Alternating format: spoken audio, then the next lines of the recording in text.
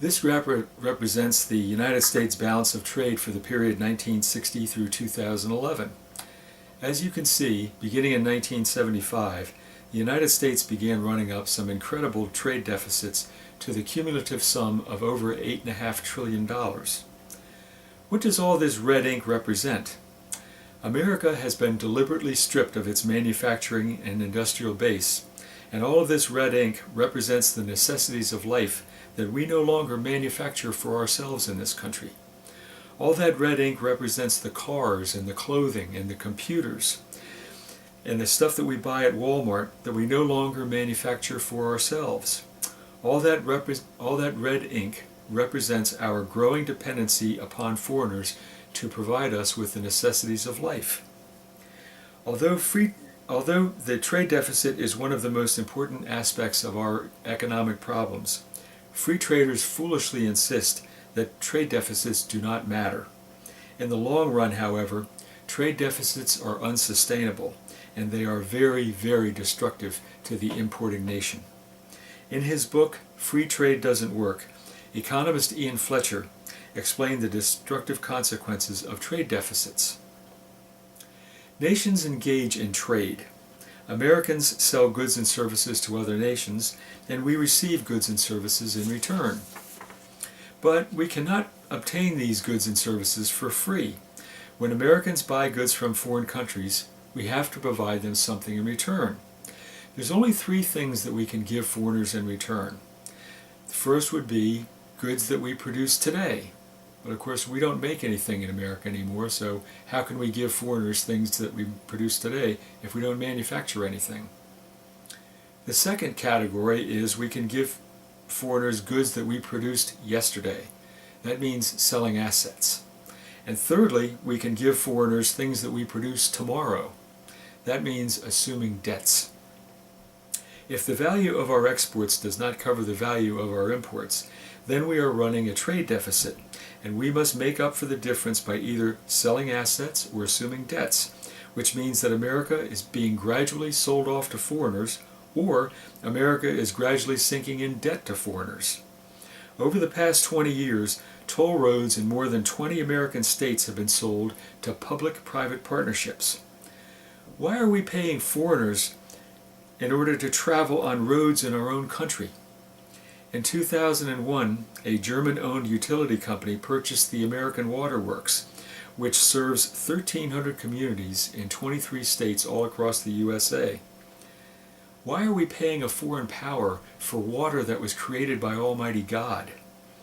The criminal bankster firm of Goldman Sachs is even providing seminars to teach state and local government officials how to go about selling our taxpayer-financed infrastructures to foreign private investment groups. In America, we don't make anything anymore. Our manufacturing and industrial base has been deliberately destroyed, and we are running out of assets to sell. So how is it that we've been able to continue to run up these deficits? Because basically, the Federal Reserve has kept on printing money, and we've been shipping this paper money to foreigners. This graph represents the American money supply from 1959 to 2010. As you can see on the graph, the supply of money printed by the Federal Reserve has exploded. Because our real economy has not grown in the past generation, all of that extra money that the Federal Reserve has printed has got to be very inflationary, because a much larger supply of dollars is now chasing a basically unchanged amount of goods in the real economy. Of course, this automatically cheapens the dollar and makes the dollar worth a lot less. Why have foreigners continued to accept this increasingly devalued American currency? Why does the rest of the world tolerate this behavior from the United States?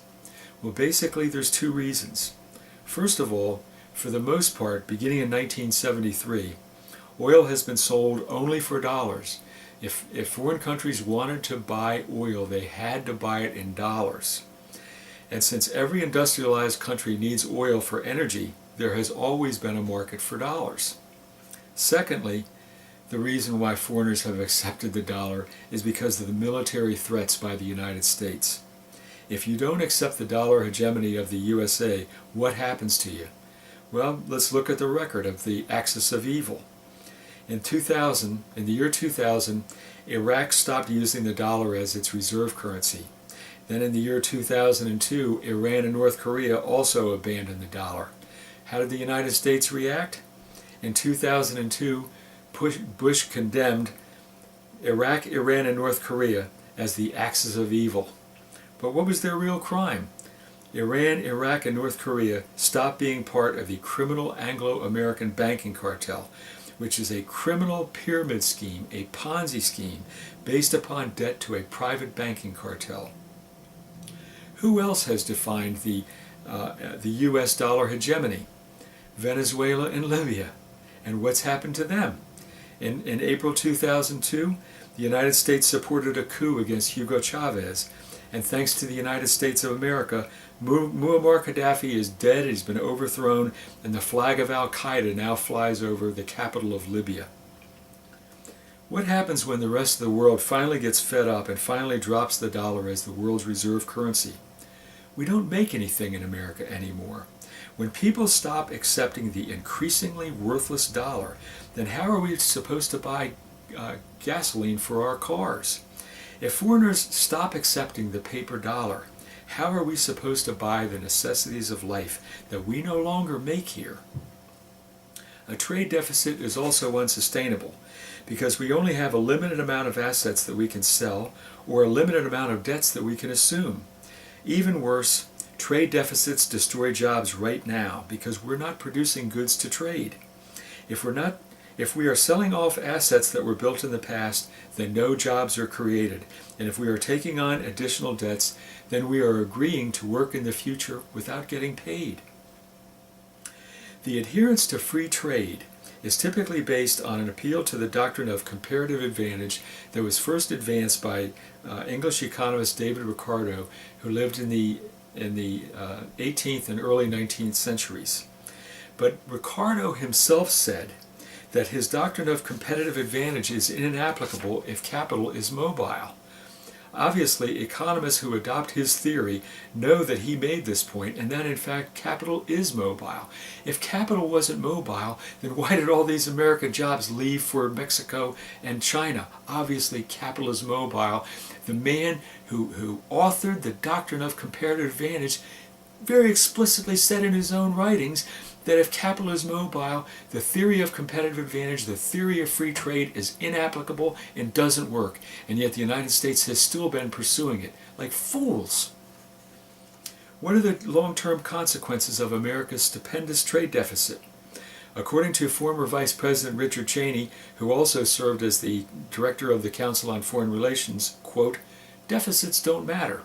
But deficits not only do matter, they must be paid for. In short, we're selling approximately $2 billion worth of our country to foreigners each and every day." Because of his uncannily accurate predictions in the past, Gerald Celente of the Trends Research Institute has a well-earned reputation as America's premier economic and social forecaster. And in addition to predicting the housing meltdown and our current economic crisis, Celente accurately predicted the 1987 stock market crash, the fall of the Soviet Union, and the 1997 Asian financial crisis. For several years now, Celente has been predicting revolution in the United States and the devaluation of the dollar by as much as 90%. In a series of interviews that he gave in 2009, Celente cited 6 reasons to expect why the United States was heading into the greatest depression, and it would be far worse than the Great Depression of the 1930s. Celente gave these 6 reasons. First, in 1930, the USA had a manufacturing and industrial base. We had the world's #1 manufacturing engine. Today, the United States has been stripped of its industrial capacity, and we have no more manufacturing and industrial base. Second, in 1930, there was no such thing as a home equity loan or a credit card. Today, the American people are over $14 trillion in personal debt. In 1930, the United States had a trade surplus. Today, we have an annual trade deficit of over $700 billion a year. In 1930, we had a federal budget surplus. Today, we're running federal budget deficits of $2 trillion a year, and that doesn't include the unfunded liabilities for Social Security, Medicare, and Medicaid, which actually dwarf that $2 trillion. We're running incredible deficits today if we were doing our accounting by generally accepted accounting principles, which we are not. Fifth, in 1930, the American people were self-sufficient. Today, back in 1930, 21% of the American people lived on farms. Today, more Americans are in jail than live on farms. In 1930, the United States was an ascending society. But in the major American cities today, half of the kids do not even graduate from high school. In America, we've got a lost generation of young men in this country who are so stupid they don't even have the common sense to pull their pants up. But as Herb Stein said, things that cannot go on forever won't. What is going to happen when foreigners stop accepting our paper squander bucks that the Federal Reserve has been printing out with unfettered abandon? How are Americans going to buy foreign oil for our for gasoline for our cars? With the planned demolition of our industrial base, America no longer manufactures the necessities of life for American citizens, and when foreigners stop accepting the dollar, the USA has no way of obtaining them. In July 2009, former Assistant Secretary of the Treasury, Paul Craig Roberts, who is also known as the father of Reaganomics, wrote a series of essays that are worth contemplating now. Roberts wrote, "There is no economy left to recover. The U.S. manufacturing economy was lost to offshoring and free trade ideology. It was replaced by a mythical new economy. The new economy was based upon services. Its artificial life was fed by the Federal Reserve's artificially low interest rates, which produced a real estate bubble, and a free market federal deregulation, which unleashed financial gangsters to new heights of debt leverage and fraudulent financial products. The real crisis awaits us. It is the crisis of high unemployment, of stagnant and declining wages, confronted with rising prices when the printing of money to pay the government's bills, and from the dollar's loss in exchange value. The real economy has been traded away for a make-believe economy. When the make-believe economy collapsed, Americans' wealth in their real estate, pensions, and savings collapsed dramatically, while their jobs disappeared. What will happen to America's ability to import not only oil, but also the manufactured goods on which we are now import dependent? When the oversupplied dollar loses its reserve currency role, the U.S. will no longer be able to pay for its massive imports of real goods and services with pieces of paper. Overnight, shortages will appear and Americans will be dramatically poor." In another article in 2009, Roberts asserted that the American people have been reduced to serfdom by the plutocrats who control the United States government.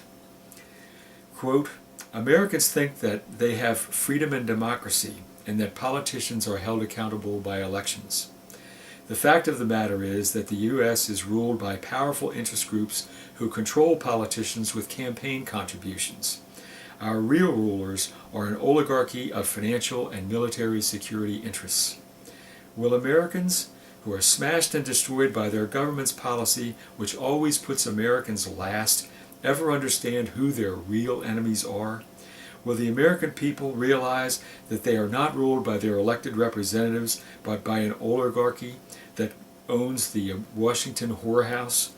Will Americans ever understand that they are impotent serfs?" The destructive consequences of the false Trojan horse of free trade are plain to see. The deindustrialization of the United States, the loss of our manufacturing industrial base, the decline of the dollar, our deepening dependency on foreign countries for the necessities of life, our national sovereignty has been seriously compromised, and we risk the eventual loss of our national independence.